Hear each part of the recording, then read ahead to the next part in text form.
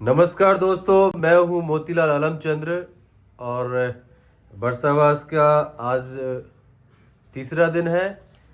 और बरसावास के तीसरे दिन में आज हम आपको 37 बोधि पक्षी मग का जो आधारभूत ढांचा है उसके बारे में चर्चा करेंगे।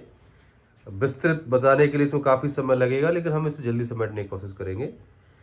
इसमें जो 37 बोधि पक्षीय धम्म अंतर्गत कौन कौन से भाग उसमें दिए गए हैं उस पर हम चर्चा करेंगे। कौन कौन से भाग मिलकर 37 का आंकड़ा बनता है और उसको 37 बोधि पक्षी धम्म कहा गया है। 37 बोधि पक्षीय धम्मा पाली में और 37 बोधि पक्षी धम्मा हिंदी में या संस्कृत में कह सकते हैं। इसमें से जो 37 में से सबसे पहले चार है स्मृति प्रस्थान, चत्तारो सती पट्ठाना। चत्तारो सती पट्ठाना के अंतर्गत ये चार जो भाग दिए हैं बहुत महत्वपूर्ण भाग हैं। और इस चार भाग के अंतर्गत बुद्ध, चार प्रस्थान,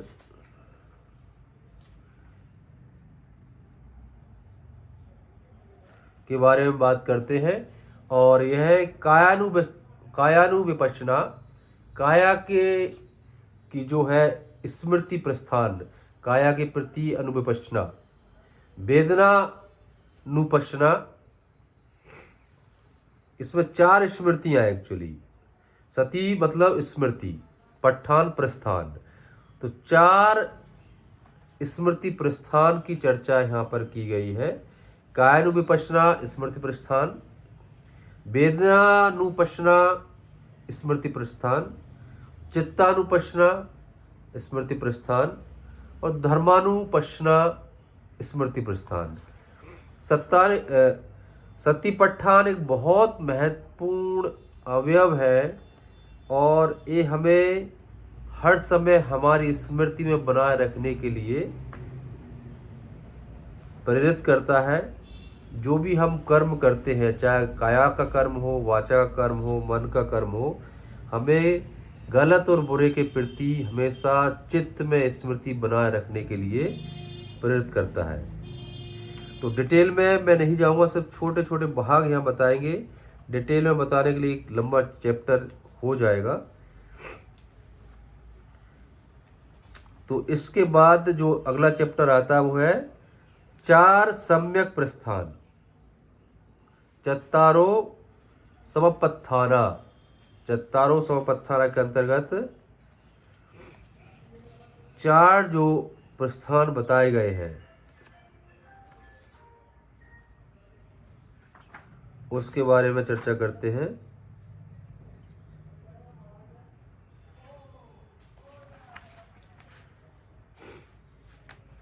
इसमें सबसे पहले संवर प्रधान। संवर अर्थात संयम, ये बहुत महत्वपूर्ण है। धम्मपद में गाथा भी आती है 360 नंबर की। चक्षुना साधो संबरो, साधु जीवाय संबरो, गाणे सोते न संबरो, साधु साधु जीवाय संबरो, घाणाय संबरो। इस तरह से एक गाथा आती है। तो बहुत महत्वपूर्ण गाथा है। इसमें संवर के ऊपर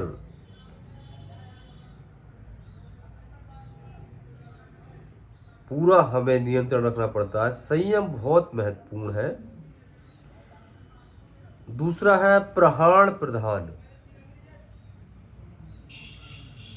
इसका अर्थ है हटाना। प्रहाण अर्थात हटाना, दूर करना। मन को बस में रखकर उसमें से जो अकुशल भावनाएं हैं, मन में जो अकुशल भावनाएं उत्पन्न होती हैं, उन्हें हटाना। अगला है भावना प्रधान।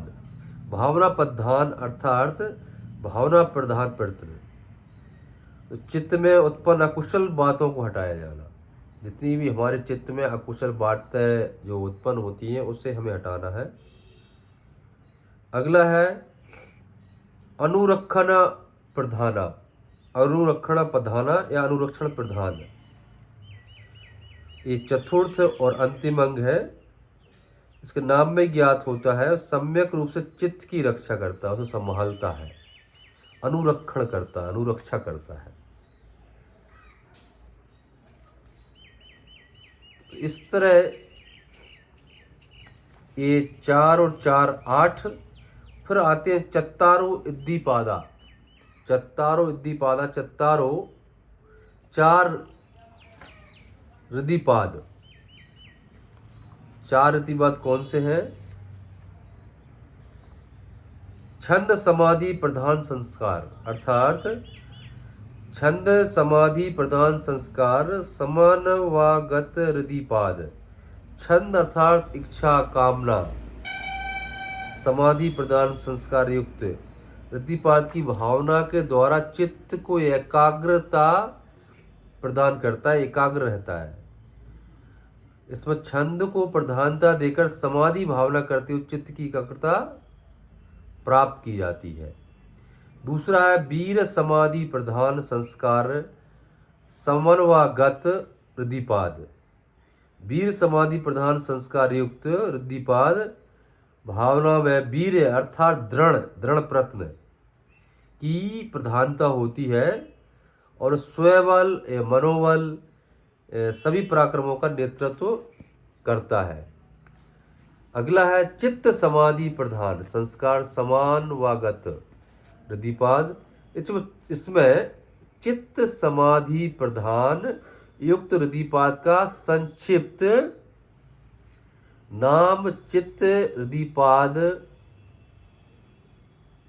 इसका नाम दूसरा नाम चित्त रिद्धिपाद भी है। और चित्त को प्रमुख स्थान पर प्रतिष्ठित कर उसी के नेतृत्व में उसी की एकाग्रता के लिए समाधि की जाती है, उसे चित्त समाधि की संज्ञा दी गई है। चित्त समाधि उसके नाम में यह चित्त समाधि प्रधान संस्कार रिद्धिपाद। अगला है मीमांसा या बीमांसा। मीमांसा या बीमांसा समाधि प्रधान संस्कार समानगत रिद्धिपाद। मीमांसा समाधि प्रधान संस्कार युक्त रिद्धिपाद की भावना का परमार्थ भी वही है जो अन्य 3 रिद्धिपादों का है। रिद्धिपाद के अभ्यास में भिक्खु या भिक्खुनी जो है भिक्खु विमर्श, मीमांसा, परीक्षण या खोजबीन को प्रमुख करे और समाधि प्राप्त करता है। इसके बाद हमारे 4 मिला के 12 हो गए हैं। चत्तारो सतिपट्ठान, चत्तारो समपद्धाना, चत्तारो इद्दीपाद। अब है चौथा नंबर 5 इंद्रियां, पंच इंद्रियानी और 5 बल। ये मध्यम निकाय में जो आपका श्रोत, घ्राण, जीवा, चक्षु, काया और मन, ये 6 इंद्रिय कहकर इन पर संयम रखने के लिए बार बार सूत्रों में भगवान बुद्ध के द्वारा आदेशना दी गई है। यहाँ आप आगे देखेंगे वहाँ पर 6 इंद्रियां हैं। सबसे पहले चक्षु, घ्राण, श्रोत, कान, नाक, जीवा, ये काया और मन, ये 6 इंद्रियां हैं। लेकिन यहाँ विभंग सूत्र में 22 इंद्रियों का वर्णन दिया गया है, बहुत महत्वपूर्ण। 22 इंद्रियां कौन सी हैं? 6 इंद्रियां जो मैंने बताई हो गई, इसमें चक्षु, घ्राण, काया, स्त्री इंद्रिय, जीवेंद्रिय, दुख इंद्रिय, अप्रसन्नता इंद्रिय, दोमनस इंद्रिय, अप्रसन्नता वाली को कहते हैं दोमनस इंद्रिय, श्रद्धा इंद्रिय, स्मृति इंद्रिय, प्रज्ञा इंद्रिय, पूर्ण ज्ञान इंद्रिय, श्रोत इंद्रिय, जीवा इंद्रिय, मनेन्द्रिय, पुरुष इंद्रिय, सुख इंद्रिय, प्रसन्नता इंद्रिय, उपेक्षा इंद्रिय, वीर इंद्रिय, समाधि इंद्रिय, अज्ञात ज्ञात विचार इंद्रिय और ज्ञान संपन्नता इंद्रिय। इस तरह से 22 इंद्रिय का वर्णन है और ये 22 इंद्रियां महत्वपूर्ण है।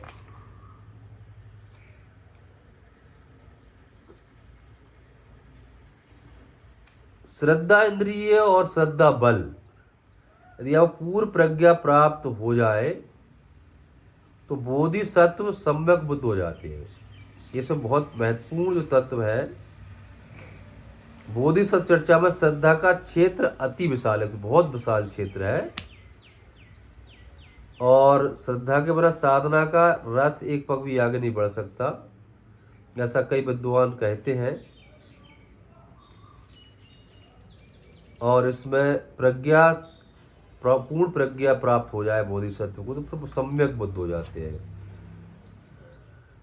पांचवा है, 5 इंद्रिय की जगह हमने अपने 22 इंद्रिय बल बता दिए। 5 बल हो गया, 5 बलानी।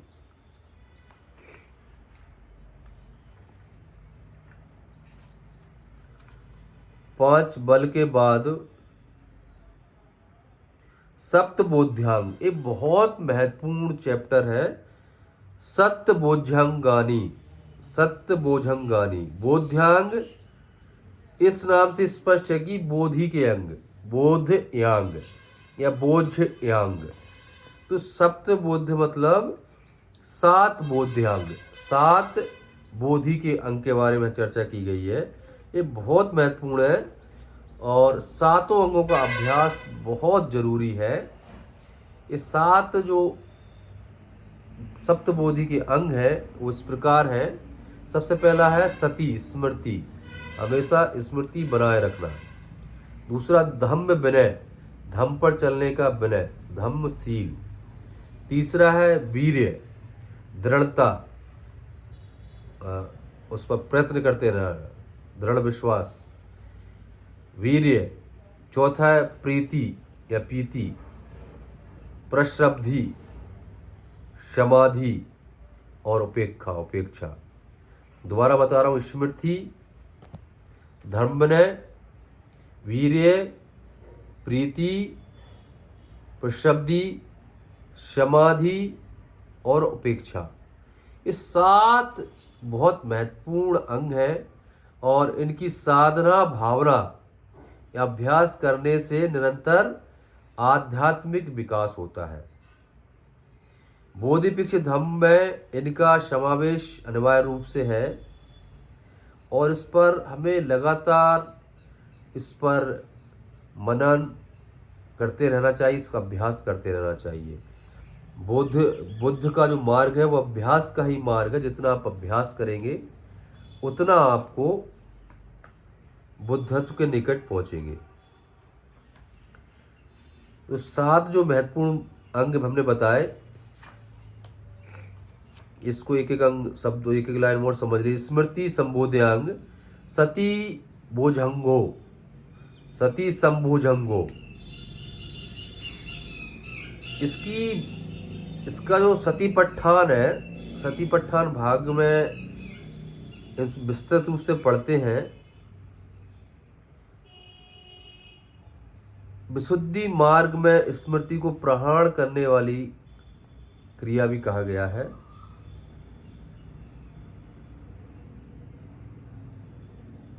संबोधि के लिए स्मृति जो है, सती जो है, बहुत ही महत्वपूर्ण है, प्रमुख है। और ये बाकी 6 संबोधि अंग है उनमें सहायक है। सब्बे संबोजा घानंग उपकारता, सती संबोजा घानंग पठमंग बुतो। तो प्रथम बार 7 जो संबोधि अंग, सबसे पहले सती बोझंगाना या सती संबोधि, सती जो बोधि है, स्मृति है, उसको हमें संज्ञान में रखना है। दूसरा है धर्म विचय संबोध्यांग, धर्म विचय, धर्म विनय जिसे कह सकते हैं। और ये 2 शब्दों से मिलकर बना है, धर्म और विचय। इनके अनेक अर्थ लगाए गए हैं। ये भदंत आनंद कौशल्यान साहब ने, वो भदंत रहे, बहुत बड़े जानकार हैं बुद्धिज्म के, उन्होंने इसका अर्थ विवेचन विचार किया है। इसमें विवेचन और विचार, जो हमारा धम्म के अनुसार विचार, जो हमारा विवेचन, जो हमारे हमारी समझ विकसित होती है वो धम्म के अनुसार हो। और धम्म जो है बहुत व्यापक इसका अर्थ है। धम्म का एक्चुअल जो ओरिजिनल जो मीनिंग है वो है मार्ग, मार्ग। एक शब्द और आप देखते होंगे चलता है पंथ, पंथ भी आया पथ से, पथ। बुद्ध भी मार्ग दिखाते हैं और धम्म कहते हैं जिसे। तो बुद्ध का धम्म, मार्ग या पथ या पंथ, ये सभी समानांतर शब्द, सभी का अर्थ एक ही है। उस पर चलने वाला एक निर्धारित प्रक्रिया जिस पर मानव का जो जीवन है वो निर्धारित किया जाए, एक सुखद भविष्य के लिए, एक निब्बान प्राप्ति के लिए, एक जो भविष्य है उसके लिए। तो बुद्धिज्म जो है एक्चुअली वो पालन पर, अभ्यास पर बहुत ज़्यादा फोकस करता है। और वो जब तक आप अभ्यास नहीं करेंगे, अपने दैनिक जीवन में नहीं उतारेंगे, तो धम्म का कोई आशा नहीं है। धम्म एक ऐसा ही है, एक रास्ता है, आप उस पर स्वयं चलें, उस पर खुद आप अनुभूति करें। और यदि आप अनुभूति नहीं करते हैं, आप सिर्फ रास्ते को देखते हैं, तो आपको वह लाभ प्राप्त नहीं होगा जो धम्म का मकसद है। दूसरा है दोस्तों वीर्य संबोधि अंग। वीर्य के भी यहाँ पर कई अर्थ बताते हैं, और यहाँ पर जो इसका अर्थ बताते हैं धम्म संगड़ी के अनुसार, यहाँ पर जो अर्थ है वह है मानसिक या चैतसिक शक्ति का प्रारंभ। मानसिक या चैतसिक शक्ति, एक चित्त होता है और एक चैतसिक, पृथक पृथक है। तो इन शक्ति का प्रारंभ, दूसरे शब्दों में से हम कह सकते हैं